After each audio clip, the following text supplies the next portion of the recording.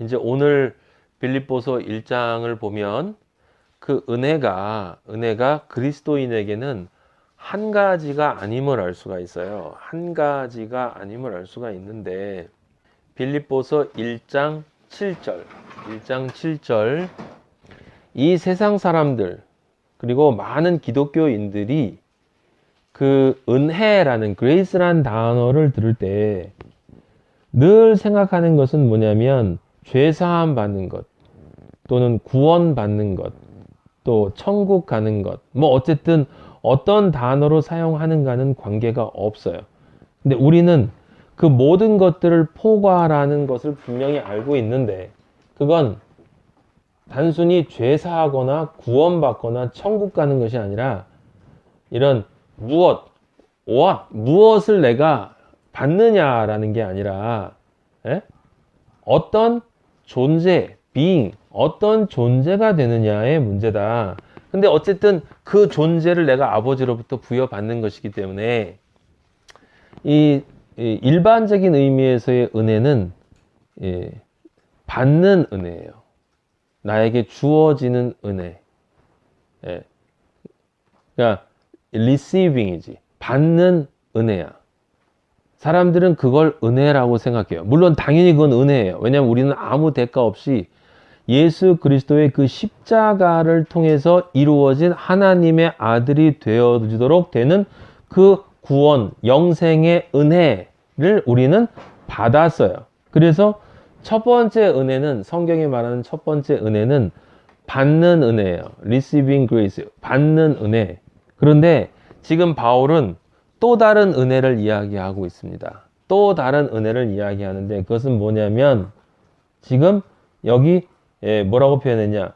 내가 매임과 복음 변호와 확정에 참여함는 것 너희들이 나와 함께 이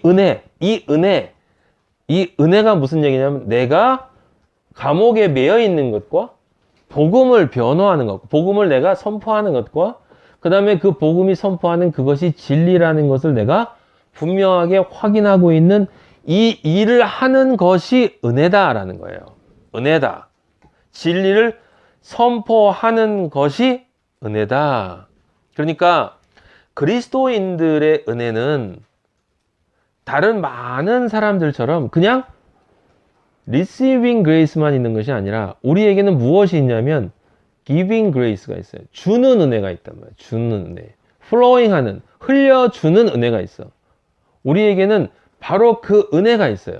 그래서 많은 사람들은 기독교인들도 그렇고 이런 얘기들을 합니다. 뭐냐면 내가 하나님을 위해서 내가 내 재물을 바치고 내가 시간을 투자하고 심지어 내 자녀 또는 내 재산, 내 공부 많은 것들을 내가 우리 아버지를 위해서 포기했다라든지 투자했다라든지 드렸다라든지 아니면 목사님으로서 많은 인생을 바쳤다라든지 이렇게 이야기를 하는데 바울은 그걸 아버지에게 드렸다라고 얘기하지 않고 아버지로부터 주는 은혜를 받았다라고 이야기하는 거예요. 그것이 은혜다라고 얘기하는 거죠. 그리스도인들의 은혜, 그리스도인들의 복은 단순히 받는 것에 그치는 게 아니라 내가 무엇인가를 줄 수 있는 아버지를 위해서 내가 무엇인가를 하는 것이 할 수 있는 것 자체가 은혜다 이 말이에요. 그게 어떻게 은혜냐? 내 것을 내가 주는데 첫째는 내 것은 하나도 없다. 나의 것은 하나도 없다. 둘째는 십자가를 통과하지 않고는 내가 무엇을 드려도 아버지한테는 다 쓰레기다. 무슨 이야기냐? 내가 아버지를 위해서 무엇인가를 한다 하는 것도 내가 그것을 아버지를 위해서 한다고 해서 아버지가 다 받으시는 것이 아니다. 아버지는 아무것도 필요하지 않으신 분이다. 아버지는 아무것도 필요로 하지 않는 분이다. 엘요한 네가 진리를 전하지 않으면 진리가 전파되지 않는 것이 아니라 너는 네가 전하지 않은 그 게으름 속에 죽지만 다른 존재를 통해서 내가 나의 일은 한다. 무슨 이야기냐? 네가 나를 위해서 일할 수 있는 것조차도 내가 너에게 주는 은혜다. 나의 종이 되는 것조차도 네가 나에게 받는 은혜다. 그러면 내가 아버지를 향해서 무엇인가 이런 구원의 은혜, 영생의 은혜를 받았기 때문에 이 받는 은혜를 내가 가지고 있기 때문에 이제 내가 아버지한테 드리는 은혜, 드려야 되겠다라는 걸 때 그 드린다라 할 때 우리가 드리는 게 아니라 드릴 수 있는 것조차도 우리에겐 은혜다라고 하는 거예요. 바울이 오늘 그 이야기를 하고 있는 거예요. 주는 은혜가 무엇이냐라고 하는 거죠. 그게 1장 12절부터 구체적으로 나와 있습니다. 형제들아, 내가 당한 일이, 이 당한 일이 뭐예요? 로마 감옥에 죄가 없이 갇혀 있는 거예요. 죄가 없이 갇혀 있는 것인데, 그것이, 내가 감옥에 갇혀 있는 것이 도리어 복음 전파에, 진리를 전하는 데 진전, 긍정적으로 작용하게 된 것을 너희가 알기를 바란다. 감옥에 갇혀 있다라고 하는 것은 우리가 일반적으로 생각하는 것과 다른 관점이에요. 왜냐하면 바울은 감옥에 갇혀 있기 때문에 지금 진리를 전할 수가 없어요. 진리를 전할 수가 없다라고 하는 거예요.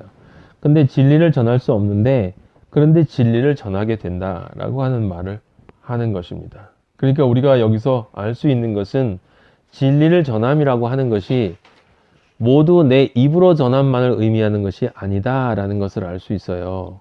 내 삶, 내 삶, 내 존재의 모습이 사실은 내 입으로 이야기할 때보다 더 진리를 확실하게 전할 수 있다. 더 많이 전하는 경우도 있다라고 하는 것인데 지금 바울이 옥에 갇힌 것이 진리를 전하는 거다라는 이야기를 하는 거예요. 왜냐하면 이 감옥에 갇혀 있으므로 그 그리스도 안에서 모든 시위대 안과 그 밖에 모든 사람에게 나타났다는 얘기는 내가 감옥에 갇혀 있는 게 그걸 사람들이 다 알게 됐다는 거예요. 다. 여기 있는 사람들이 다 알게 됐다. 내가 감옥에 갇혀 있는 걸. 그러니까 어떤 일이 벌어졌냐면 형제 중 다수가, 이건 다른 크리스찬들이에요. 다른 크리스찬들이 나의 매임으로 말미암아 내가 감옥에 갇혀 있으니까 이제 주 안에서 신뢰함으로 그리스도 안에서 이제 바울이 진리를 전할 수 없으니까 그럼 바울을 위해서 우리가 전해야 되지 않겠느냐라고 하는 그 마음을 가지고 겁없이 하나님의 말씀을 더욱 담대히 전하게 되었다. 그러니까 내가 지금 전하고 있지 않고 나는 갇혀 있지만 내가 갇혀 있는 모습을 보고 많은 크리스찬들이 그 바울이 해야 할 그 일을 우리가 함께 도와줘야 되지 않겠느냐라는 마음으로 그들이 함께 도와주었다라는 것이고, 근데 그 사람들만 있는 게 아니라 항상 하나님의 일이 있는 곳에는 사탄이 꼬이기 때문에 1장 15절에 보면 어떤 사람들은 투기와 분쟁으로 이 전하는 사람들이 있단 말이에요. 이 뒤에 있는 착한 뜻으로 그리스도를 전파하는 사람들은 바로 위의 사람들이야. 우리가 바울이 갇혀 있으니 우리가 대신 그리스도의 진리를 전하자라고 하는 착한 뜻으로 그리스도를 전파하는 사람들이 있는가 하면 그들이 16절하고 같이 연결되는 거고요. 복음을 변증하기 위하여 바울이 세우심을 받은 줄 알고 바울이 전하는 그것이 진리인 것을 안다 이 말이에요. 그래서 그 바울이 전하는 그것이 멈추어졌으니 그를 대신해서 그가 우리를 사랑해서 우리에게 복음을 전해줬으니 우리도 그를 사랑으로 도와줘야 되지 않겠냐라는 사람들이 있는 반면에 아까 얘기한 투기와 분쟁, 이거 시기하는 거죠. 그리고 분쟁이라고 하는 것은 갈라짐, 갈등을 뜻하는 거예요. 항상 이렇게 그리스도인의 공동체에 보면 이 시기와 갈등이라는 것이 늘 존재하는 것을 알 수 있는데 아까 오전에 이야기했지만 그건 다 어디서 오냐면 무조건 부정적인 것에서만 오는 게 아니라 내가 하나님을 잘 믿고 싶다 하는 마음 속에 그런 게 들어올 수 있다는 걸 여러분들이 꼭 기억해야 돼요. 그래서 왜 그렇게 들어올 수 있냐면 왜냐하면 왜 꼭 쟤만 진리를 전하는 거야. 나도 전할 수 있는데 나도 전할 수 있는데 왜 꼭 쟤만 따르는 거야? 우리가 다른 바울의 복음서에 보면 이 고린도서도 그렇고 이렇게 분파가 형성되는 걸 알 수 있단 말이에요. 사람들이 이렇게 갈라지는 것을. 그래서 그런 시기와 갈등을 일으키는 마음으로 복음을 전하는 사람들이 있단 말이죠. 그래서 1장 17절에 바울은 그것을 그렇게 할 경우에 이제 인간적으로는 바울이 매임의 괴로움이 더하죠. 당연히 괴로움이 있죠. 왜냐하면 사랑으로 정말 하나님 아버지를 향한 순수한 마음으로 해야 되는데 그러한 마음으로 하지 않고 자신을 향한 질투나 꼭 너만 하나님의 사도냐? 여러분도 잘 알지만 모세가 구스 여인을 취해서 결혼을 했을 때 그 미리암과 아론이 그 모세를 대적했던 거 여러분 아실 거예요.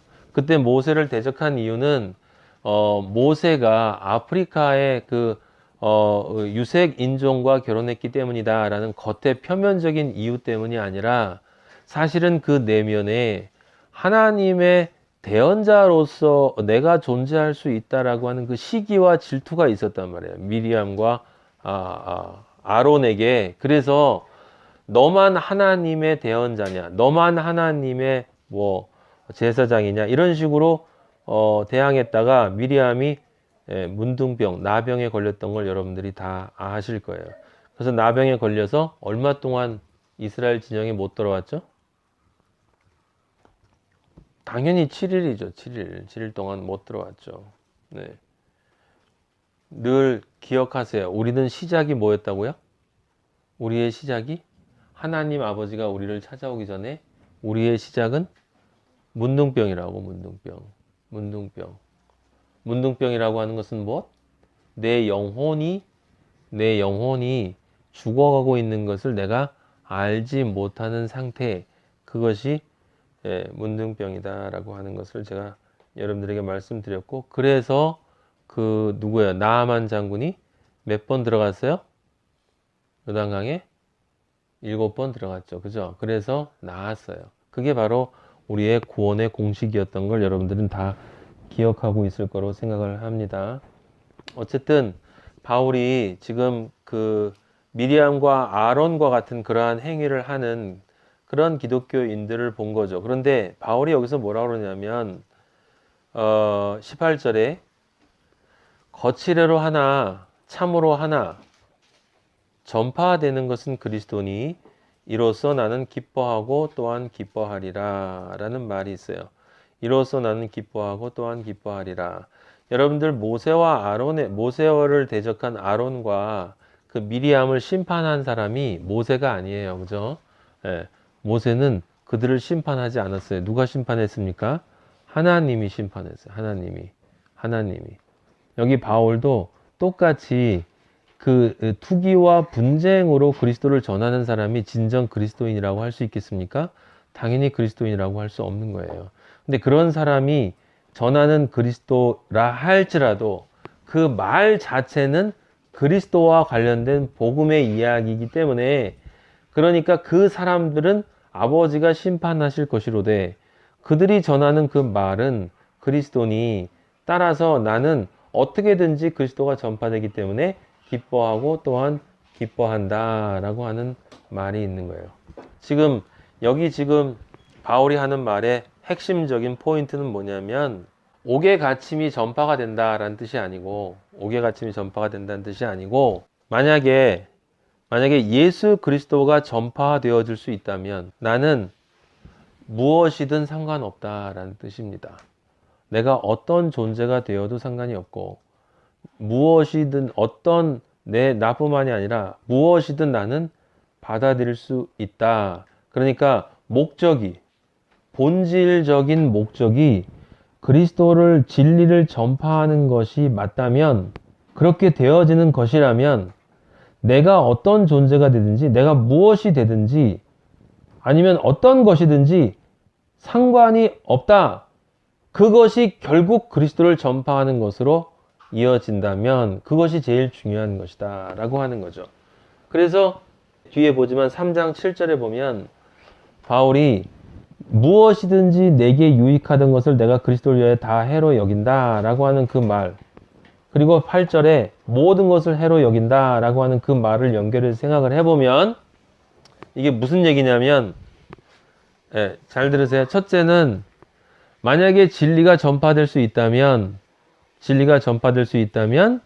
그 진리를 전파하는 것으로 이어지는 모든 것은 나에겐 선한 것이다 라는 거예요. 나에겐 보배로운 것이다. 나에겐 귀한 것이다. 나는 정말 그것을 좋게 판단한다 라는 뜻이에요. 근데 거꾸로, 그 다음 것인 거예요. 거꾸로 지금 바울이 무엇이든지 내게 유익하던 것, 모든 것이라고 하는 이것들은 전부 뭐냐면 그리스도의 진리를 전하는 것과 관계가 없는 것이야. 관계가 없는 것. 그러니까 만약에 그것이 무엇이건 상관없어. 무엇이건 상관없는데 이 세상의 관점이건 기독교의 관점이건 어떤 관점이건 종교의 관점이건 그것이 그들의 관점에서 아무리 좋은 것이라 할지라도 그리스도를 전하는 진리로 연결되어지지 않을 때에는 그것은 나에겐 쓰레기와 같다. 나는 그건 관심이 없다. 그것이 지금 바울이 이야기하는 은혜예요. 은혜. 지금 아까 이야기했던 내가 옥에 갇혀서 복음을 증거하고 확증하고 하는 그것이 은혜라고 이야기를 하는 것은 지금 바울이 무엇을 이야기하고 있냐면 도대체 여러분들이 한번 생각을 해보세요. 정말 내가 그리스도의 진리가 전달되어지는 것이라면 그 어떤 것이라도 나에게는 선인가?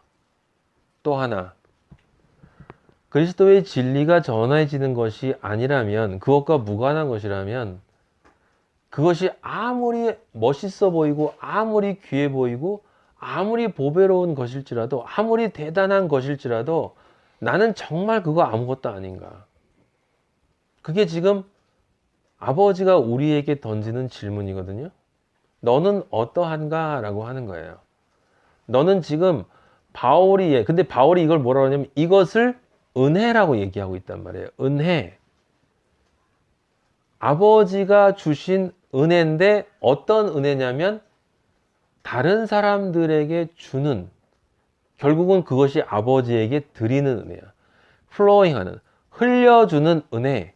그냥 받는 은혜에 그치는 게 아니라 우리는 제가 늘 말씀드리는 것처럼 돈이 없으면 거지에게 돈을 줄 수 없다.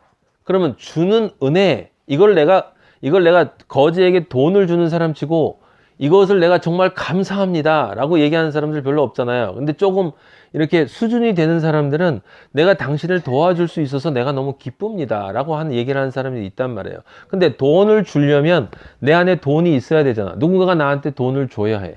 내가 돈을 가져야 내가 누군가에게 돈을 줄 수 있는 거야. 그러니까 받은 은혜가 있을 때 주는 은혜가 있다. 근데 받은 은혜를 주는 은혜로 바꾸는 사람은 어떤 사람이냐면 이 받은 은혜를 잘 받는 사람이야. 대부분의 사람들은 이 은혜를 잘 못 받아요. 우리 세상에 있는 인간관계에서는 모든 은혜를 받았을 때 어떻게 하냐면 그 준 사람에게 다시 줘. 받았으니까 보답해야 된다라고 준 사람에게 다시 주지, 그 받은 것을 나에게 아무 상관없는 다른 사람에게 주고 나에게 준 사람에게는 전혀 아무것도 주지 않는 그런 짓을 사람들은 예의가 없다라고 얘기하는데, 우리 아버지는 뭐라고 이야기하냐면 네가 잘 받아야, 은혜를 받는 은혜, 리시빙 그레이스를 잘 받아야, 그래야 네가 나에게 뭘 주려고 깝죽거리는 게 아니라 그 받은 은혜를 다른 사람에게 기빙 그레이스로 주는 은혜를 네가 받을 수 있다. 그럼 잘 받는 건 뭐냐? 그 받은 은혜의 가치, 그 밸류가 어떤지를 네가 정말 알고 있다면, 그것이 어떻게 너에게 주어진 것인지를 안다면 그 받은 은혜는 반드시 주는 은혜로 가게 되어져 있다. 그래서 잘 받아야 잘 줄 수 있다라고 제가 여러분들에게 늘 말씀드리는 것인데, 그것이 바로 주는 은혜다라고 하는 거고, 바울이 지금 여기서 이야기하는 거예요. 그것을 정리하고 있습니다. 뭐라고 얘기하고 있습니까? 20절, 나의 간절한 기대와 소망을 따라. 이 사람이 간절하게 기대하고 소망한다. 제가 소망한다는 건 무슨 얘기인지 말씀드렸죠. 소망은 내가 그 결과를 알고 원하는 거예요. 결과를 알고 원하는 것. 희망은 그렇게 될지 안 될지 모르고 원하는 게 희망이고, 그리고 그냥 내 본능대로 움직이는 건 디자이어, 욕망이고, 호프라고 하는 희망은 그냥 그게 이루어질지 모르고 하는 거예요. 하지만 소망이라고 하는 것은 그것이 반드시 이루어질 거를 아는 믿음 안에서 원하는 것이 소망이다. 그래서 나의 간절한 기대와 소망을 따라 무엇입니까? 아버지의 아들로 완성되어지는 것. 그것을 위해서 내가 아버지가 원하는 그 십자가의 삶을 살겠다라고 하는 거 아니에요. 은혜를 잘 받은 사람은 은혜를 주는 삶, 그것이 바로 십자가의 삶인데, 아무 일에든지 부끄러워하지 아니하고, 다윗이 법궤가 들어올 때 속옷이 비치는 창피함을 전혀 개의치 않고 아버지 앞에서 찬양하는 그 모습을 비롯해서, 그래서 예수님도 우리한테 그런 얘기를 하셨잖아요. 네가 나를 부끄러워하면 아버지 앞에서도 난 널 부끄러워할 거다. 네가 날 부끄러워하지 아니하면 아버지 앞에서도 난 널 부끄러워하지 않겠다라고 했습니다. 부끄러워하지 아니하고 지금도 전과 같이. 그러니까 바울은 언제나 그랬다는 거예요. 언제나 그랬다는 거예요. 자기는 변한 적이 없다는 거죠. 온전히 담대하여 살든지 죽든지 내 몸에서 그리스도가 존귀하게 되려 하나니. 내 몸에서 그리스도가 존귀하게 된다는 건 나는 뭐가 된다는 거예요? 나는 죽는다는 얘기잖아. 나는 존귀하게 되지 않겠다는 이야기죠. 나는 밑으로 내려가고 예수 그리스도가 내 몸에서 존귀하게 된다. 내 몸에서 존귀하게 된다는 건 내 몸이 이 몸에서 뭐가 그리스도가 존귀하게 됩니까? 이 몸을 통해서 바깥으로 드러나는 모든 나의 행동과 나의 삶, 나의 존재가 그걸 통해서 그리스도의 십자가의 향기가 내 몸으로부터 나와야 된다라고 하는 것을 이야기하는 것이고, 그것을 이 바울은 간절하게 기대하고 소망한다. 그래서 21절에 내게 사는 것이 그리스도니 내가 죽는 것도 유익하다. 어떻게 내가 죽는 것이 나에게 유익이라는 것이 왜 말이 되느냐? 이건 여러분들이 우리가 알고 있는 것처럼 예수 그리스도의 십자가와 내가 정확하게 연합되어 있어야만 할 수 있는 소리예요. 내게 사는 것이 그리스도니라고 하는 건 지금 내가 그리스도와 연합돼서 정확하게 살고 있는 그것이 내가 원하는 것이고, 그리스도를 통해서 내가 살아나는 것이 원하는 것이기 때문에 내가 죽는 것은 나에게 유익이야. 왜냐하면 내가 죽어야, 여기서 죽는다는 건 그냥 단순하게 생물학적으로 죽는다는 것이 아니라 나의 옛자, 나의 존재 가치, 나의 자존심, 이러한 모든 것들이 죽어야만 내 안에서 그리스도가, 나는 죽고 그리스도가 내 안에서 존귀하게 드러난다. 십자가의 향기가 나타난다. 라고 하는 것을 바울이 지금 이야기하고 있는 거예요. 근데 그것이 다른 것이 아니라 뭡니까? 진리를 전하는 일이다 이 말이에요. 진리를 전하는 일이 내 삶의 목적이다 라고 하는 것입니다. 진리를 전하는 일이 내 삶의 목적인데, 심지어 내가 말을 못하고 내가 감옥에 갇혀 있는 한이 있다 하더라도 어떤 방식으로든 아버지는 나를 통해서 진리를 전하는 것을 멈추지 않을 것이라는 그 믿음, 그 기대, 그 소망이 바울에겐 있고, 그것이 자기에겐 기쁨이다 이 말이에요. 그러니까 여기까지 우리가 가야 하는 것이죠. 이게 바로, 그래서 오늘 제목을 은혜라고 잡았는데 사실은 좀 더 구체적으로 얘기하면 은혜를 받은 자의 길이에요. 은혜를 받은 자의 길. 그것이 지금 바울이 얘기하는 은혜를 받은 자의 길은 무엇입니까? 은혜를 주는 자의 길로 가야 된다. 은혜를 주는 자의 길로 가야 된다. 거기서 중요한 건 왜 주는 은혜라는 말을 내냐? 왜냐하면 그 주는 것 자체가 나에게는 은혜이기 때문에, 아버지가 나를 그런 존재로 받아주지 않으면 나는 그런 은혜를 경험할 수조차 가치가 없는 그런 존재이기 때문에 그렇다라고 하는 것입니다.